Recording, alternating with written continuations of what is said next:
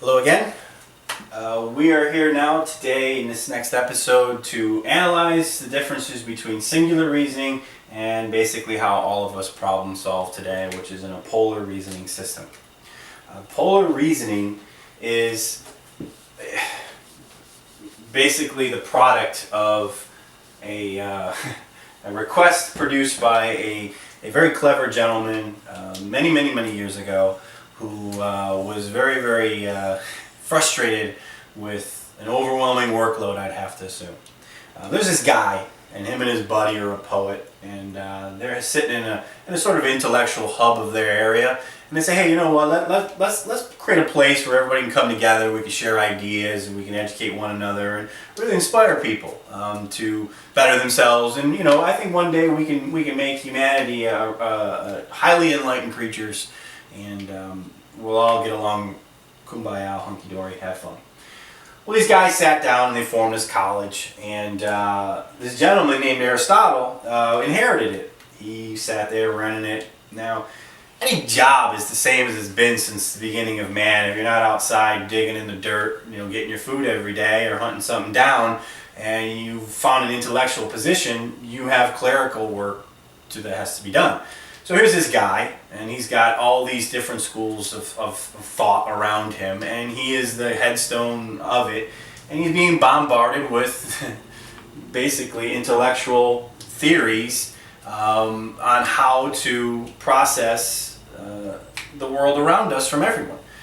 So the guy comes up with something, probably out of frustration one day, and goes, look, okay, everybody, I can't read another scroll on how a snail moves in a circle over 6 inches and they're perfectly concentric measurements and another geometric formula is built to prove how all the heaven and earth is spun around this snail's perfectly formed circles.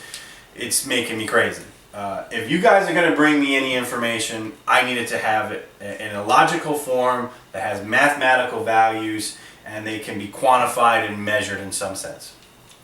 Now, this is the standard that grew into our scientific discoveries today. We apply these mathematical values to things now so that they can be quantified, understood, and they can be explained in logical values that are consistent forwards and backwards in measurement.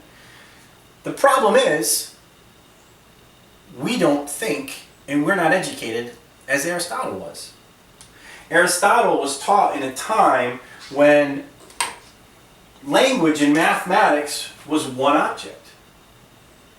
His alphabet, for the lack of a better definition, was also his mathematical system. Pi, which comes from an ancient Greek alphabet, is both abstract and logical in value. It is both a number and a letter at the same time. This is important to understand, and is the first step to understand how we got to polar reasoning that we're at right now. This is important because by the standards of Aristotle, we're actually not using proper scientific discovery. We'll get back to that in a second. Back to this. Pi, being a representation of both logic and abstract function, and all of the ancient Greek letters were, taught the human mind that what is logical, what is literal, what is right in front of you, as in one object, one thing you can tangibly count and touch, it also is abstract at the same time. His language was literal and abstract.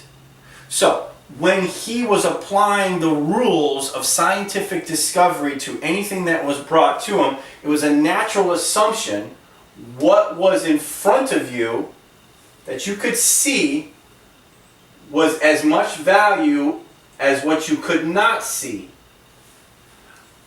The whole object had value. Truly important to understand. This is like saying, when I look up at the night sky and I see the moon shining down on me, the only thing that's of value or that exists is the side of the moon that's shining on me. The dark side of the moon, the abstract side of the moon, that cannot be tangibly counted. It cannot logically be measured or quantified as we look at it. is of no value. This would be insanity to Aristotle, but this is how we measure all of our scientific, theological systems of measurement today. We only measure what is literally in front of us. This has led to atheisms and all these other things that as what is abstract I cannot comprehend and I will ignore it.